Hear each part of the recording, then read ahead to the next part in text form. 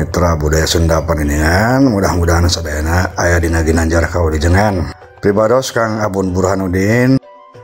Ayeuna bade mitembean deui madarat carita anu enggal anu judulna Tarung Para Siluman bagian kahiji.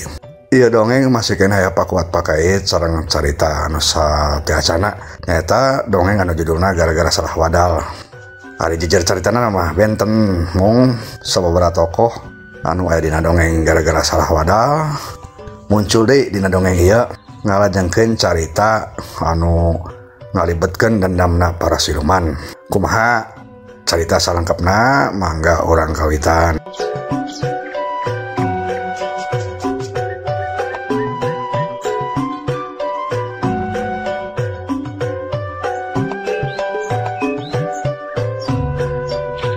Bubukaning carita di hiji lemburan harita keur mamujihna tengah poe eneng-enengan. Cahaya panpoe panasna karasa tembus kana tulang. Harita kaayaan di eta lembur teh meni simpe anu sok biasana barudak rame arulin-ulinan oge. Harita mah eueuh sapotong-potong acan. Kitu deui kokolot lemburna oge duh ka kamarana. Lantaran teu katampo ku malamprang atawa balawiri di jalan oge kosong. Duka di Sarawah, duka di Karbon, atawa duka caricing di imahna. Pokona mah di eta lembur teh anu katelah lembur Cikaung bener-bener karasa jempling.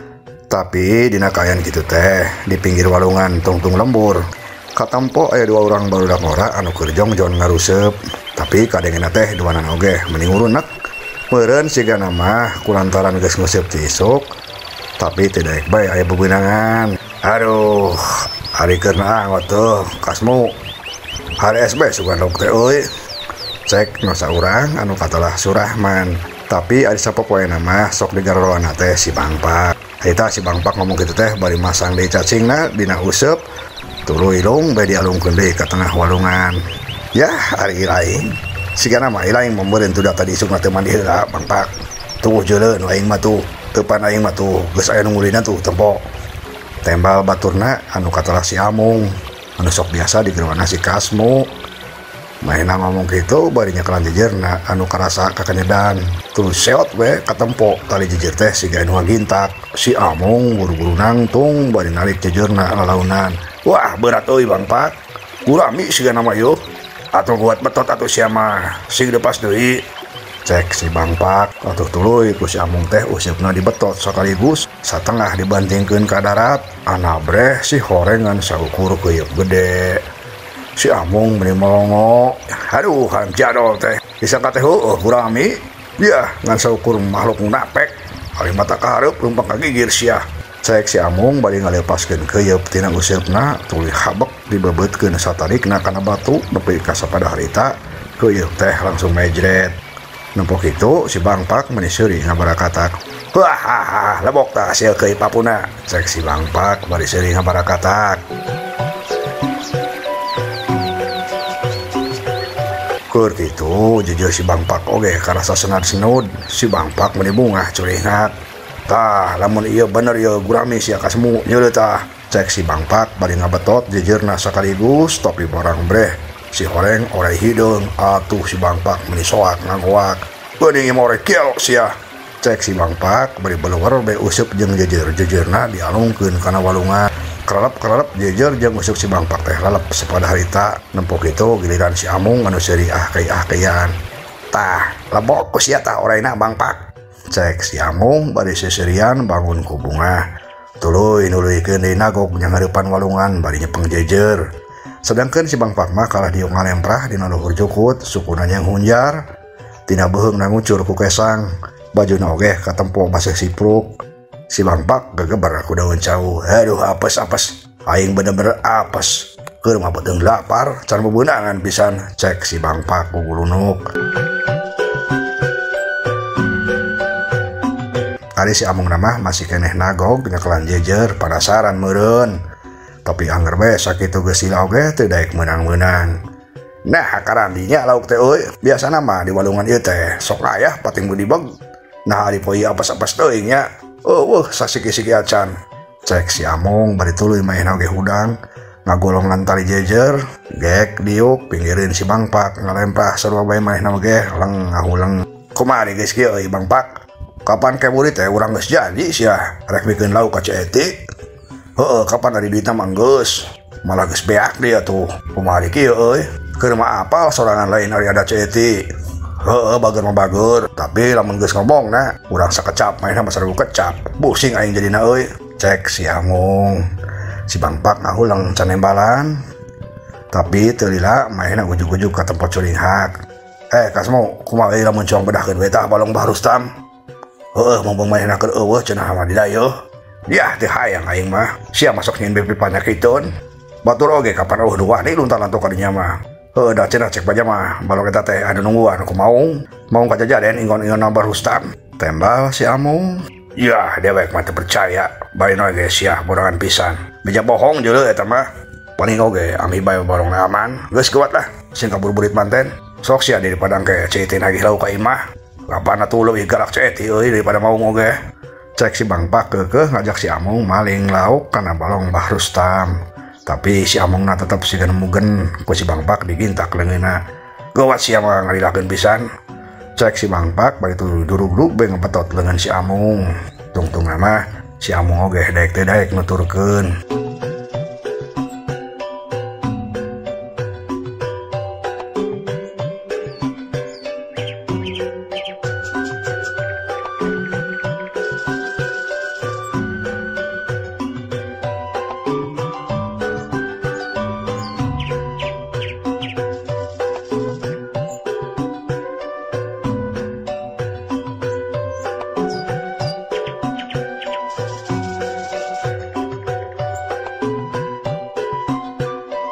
si Bang Pak jeung si Amung terus saleumpang ka belah kidul mapayan jalan satapak gas liwat ka kebon Cipeuteuy anu arahna ka Tampian keur kitu pulupuy ujug-ujug hujan muluh puy padahal mah pan poe teh mamujahna caang malah langit oge katempoleng langit aya aling-aling si Amung ngagiat leungeun si Bang Pak ngajak eureun Bang Pak eta jeuleuh euy hujan poyan cek si Amung bari ngagintak leungeun si Bang Pak atuh reg si Bang Pak oge ngarandeg eureun emang nana sia lamun hujan poyan lain euy ari cekolot dewek mah hati-hati cenah lamun hujan poyan teh ulah liwat ka kebon Cipeuteuy cenah masuk aya aden-aden anu ngawanehan aduh ari sia anu kitu bae dipercaya geus moal leueuna aya nu kitu kuno bari oge lamun percaya ka nu kitu keneh mah cek si Bang Pak ya lain mah ari diomongan teh geus lah bogoat urang liwat atuh cuma ka Tampian bae rek nah tuh kapan beuki jauh muter lamun rek ka balong Bah Rustam lewat ka Tampian mah je ari lain teu apal sugan lamun wayah kieu yeuh Neng Linda anakna Buya ya cenah sok mandi huseuy di Tampian atuh terus naik nah ari sia mah sok tolol toong sakedeung lumayan rezeki ari lain sok teu parogoh ari boga paniatan teh sok teu bener kena euy tapi hayulah dia ku ge penasaran kapan cenah cek beja Neng Linda teh geulis cenah atuh sia malin gelis-gelis deui mencrang sia mah siga patromak caang ya tuh be gawat cek si Amung main oge jadi semangat ari ngadenge nu mencrang mah si Bang Pak jeung si Amung teu leumpang tuturubun mudun ngahaja cenah hayang nongol heula Nyi Linda anu biasana lamun wayah kitu sok keur mandi leumpangna lalaunan bari muntang kana akar lantaran jalana rada leueur najan riweuh oge ayeuna mah si Bang Pak jeung si Amung teh anjog ka Tampian katempo dina bilik Tampian aya anduk jeung samping lamba nyampai tuh jeuleuh cek direk oge aya nu keur mandi pasti Nyi Linda eta teh bener gua toong euy tembal si Amung bari tuluy luak liuk lantaran bisi aya nu nempoeun anu tangtuna bakal pipanyakiteun aman euy sigana mah cek si Amung deui tuluy diwanana leumpang ka kateyepan ngadeuketan kana Tampian muliwet ka pinggireun belah kenca pinggir balong sukunana rete kana awi si horeng dasar tukang naroong jadi maranehna mah geus apal di belah mana aya bilik anu copong paranting ngintip dewek heula ieu nu noongna cek si Bang Pak harewasan atuh dewek heula sia mah si Amung bung lelehan geus atuh sia hompi papai jeung aing nu meunang nong teh heula moal benar sia mah mending gedean bae tanu copongna kitu hade atuh cerdas lain teh euy Tembal si Bangpak tuluy luak liek siga aya nu diteangan, breh teu jauh ti manehna aya rang-rang garing. Si Bangpak ngabelennyeh tuluy rang-rang garing teh dicokot, sanggeus kitu terus dipake ngagedean liang bilik tampian lalaunan. "Ayo euy, bisa duaan ongna," cek si Bangpak. Si Amung geus teu loba omong, tuluy buru-buru noong ti heula. Si Bangpak oge noong pinggireuna lantaran sempit jadina katempo keneh pasedak-sedak. "Ulah nyedakeun deui aing atuh sia. Sing ragrag aing kana balong," cek si Bangpak. Si Amung ngelehan ngageser saeutik, akhirna mah duana bisa noong bareng. Breh katempo tina sela-sela liang bilik aya awewe nu keur mandi, tapi katempona teh keur nonggongan. Katempo mani bersih bodas. "Waduh itu euy tingali. Mani heran kitu euy. Waduh lesang sigana teh pakulitan oge." "Oh, derek oge karek nempo eta pakulitan awewe mani bersih pisan kitu," tembal si Amung. Boh si Amung boh si Bangpak katempo mani molongo. Keur kitu eta awewe nu keur mandi teh katempo nangtung. Si Horeng dukna mani panjang malah sampai ngagebay kana dirit. "Cek dewek oge bener nyerinda. Kapan nyerinda oge bukuna panjang," cek si Bangpak. Si Amung teu nimbalan lantaran manehna mah keur serius noong nu mandi.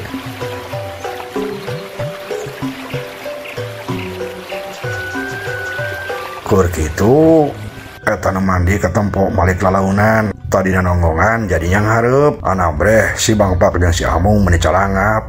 Si Horeng eta awewe teh rupana meni pikasieun, beungeutna rata eueuh irungan, ari siki matana bobodasna kabeh. Sarengeh eta awewe teh siga nyerengeh seuri. Katempo huntuna mah bodas bersih, tapi si hungan dua paranjang. "Hah, dasar barudak bau gaung sia. Nah, sia kalah nong ka kami," cek eta awewe anu si Horeng teh aden-aden. Oh tuh si Bangpak jeung si Amung meni caralawak reuas. Saking kureuas-reuasna teu saladar duanana laluncatan bari ngagorowok. "Tolong aya aden-aden. Tolong aya aden-aden, ajulik cai," cek si Bangpak jeung si Amung bari keur ajreng laluncatan kucubar pating kucubar kana balong kacepek ngarojay. Tapi ku sabab sasah ngarojayna teh kalah beuki ka tengah lain ka pinggir. Kur kitu cai balong di belah tengah ujug-ujug museur. Awak si Amung anu ngojay di hareup langsung bae kasedot ku cai elep teuleum teu muncul deui. Nempo kitu si Bangpak reuas manehna sadar buru-buru malik ngojayna ka pinggir kalacat hanjat tuluy bareng-bareng bae kabur bari tulung-tulungan. Tolong aya aden-aden, aya jurig tolong," cek si Bangpak bari lompat kabur meni teu sirikna notog-notogeun maneh.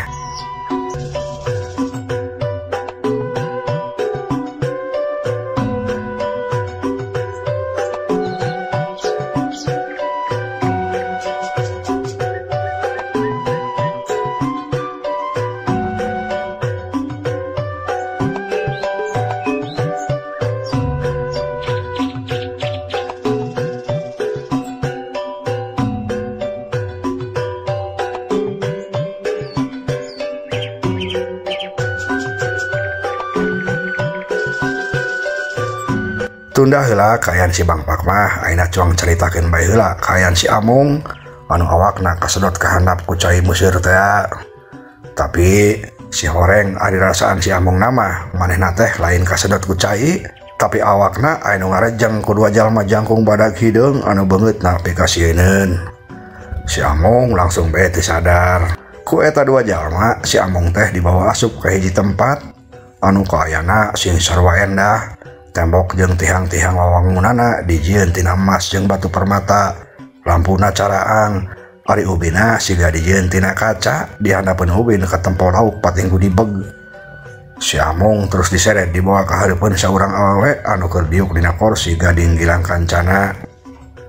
Eta awewe teh geulis kacida irungna mangir, kulitna koneng umyang, pakaianna sing sarua endah, dina sirahna make mahkota. Si Horeng eta awewe teh Ratu Randita anu kumawasa di karajaan Siluman Belut, anu harita dina lalakon gara-gara salah wadal kul si tarung ngalawan Putri Pancawatri. Putri oray teh batur Nabi Mar'ah. Kadenge eta Ratu Belut teh ngandika, "Ti mana andikan ewak ieu manusia? Jeung naon sababna dibawa ka dieu?" Cek Ratu Randita kadenge cumarita. "Naon kaulanan Kanjeng Ratu? Ieu manusia teh ditewak ku si Abdi Nun. Kulantaran tos wawaniaran ngalanggar batas wilayah negara urang nun." Tembal salah seorang ulang-ulang anu newak si Amung. Jang naon dibawa ka dieu? Kula mah teu butuh manusia jalu. Nu dibutuhkeun ku kaula mah manusia awewe pikeun jadi wadal ilmu kangoraan kaula, ilmu kawadukan kaula, ilmu kasaktian kaula. Subahon. Tapi ieu manusia teh cek pamendak sim abdi mah masih keneh tiasa dimanfaatkeun naon? Maksud Andika? Subahon. Kurang ieu manusia jalu pasian bae kabeungharan di alam manusana. Tapi manehna diwajibkeun unggal bulan aku disetor nyawa. Manusia bikang ka urang hitung-hitung nganggo pamayarna gitu nun janten kanggo kabutuhan Kanjeng Ratu ngumpulkeun wadal manusia bikang teh gampil cek gulang-gulang siluman belut deui anu katarahna si Baruna. Ratu Ranita ngahulang sakedeung tapi teu lila manehna katempo unggut-unggutan. Aya benerna oge omongan maneh teh Baruna. Tapi samemehna ieu manusia jalu teh kudu heula di penjara. Ulah dibere kadaharan. Ami manehna taluk tuluy minta ampun ka urang. Hari geus minta ampun mah gampang lamun ku urang dimanfaatkeun teh. Coba enggak don. Parentah Kanjeng Ratu saja dilaksanakeun ku si Abdi. Barudi, hayu gawat euy, seret ieu manusia ka penjara. Cek si Baruna ka adina. Tuluy duanana nyarered awak si Amung anu katempo molohok bae siga jalma nu linglung.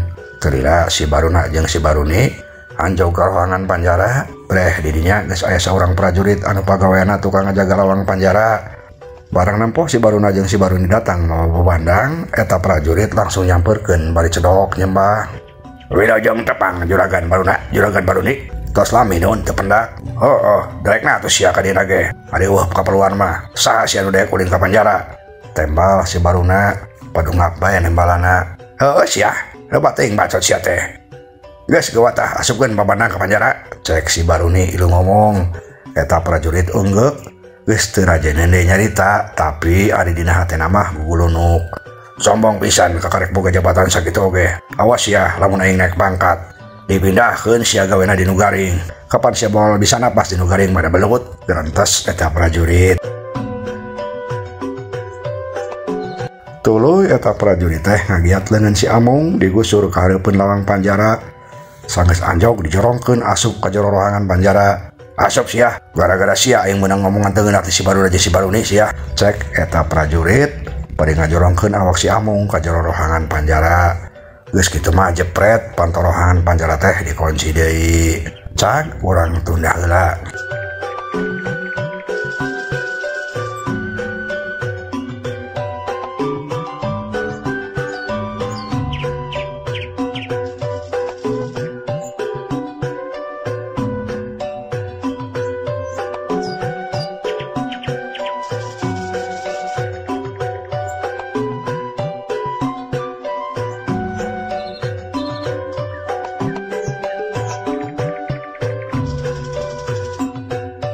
Ayeuna balik deui nyaritakeun kaayaan si Bangpak.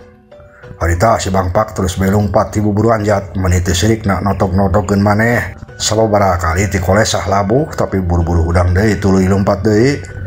Akhirna mah anjog ka hareupeun imah Pak RT.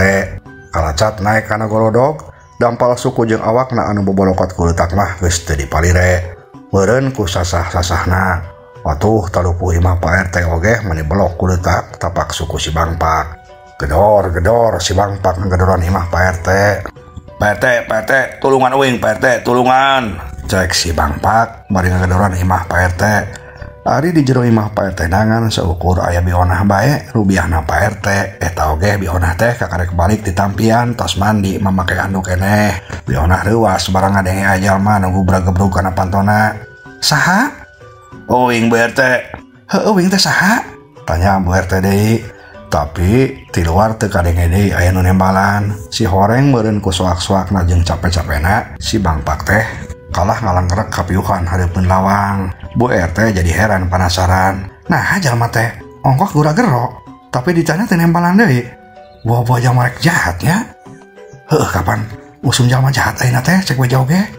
Gerentes Bu RT jadi keketegan sieun. Tapi ada dina hatena mah Bu RT masih oge penasaran kot kana gagang sapu tuluy leumpang ke ketepan muru kana lawang hareup. Sanggeus anjog Bu RT tuluy noong tina sela-sela slot panto breh katempo di hareupeun lawang aya jalma ngagoler bari jeung awakna bobolokot ku leutak. Ieu mah jalma gel sugan hareuh aya-aya bae Gerentas Bu RT ngan waktos naseep ya dongeng karangan Pirbados Kang Abun Burhanuddin. Hapunten kakiranganna mugia katampi kalian kabingahan. Assalamualaikum warahmatullahi wabarakatuh.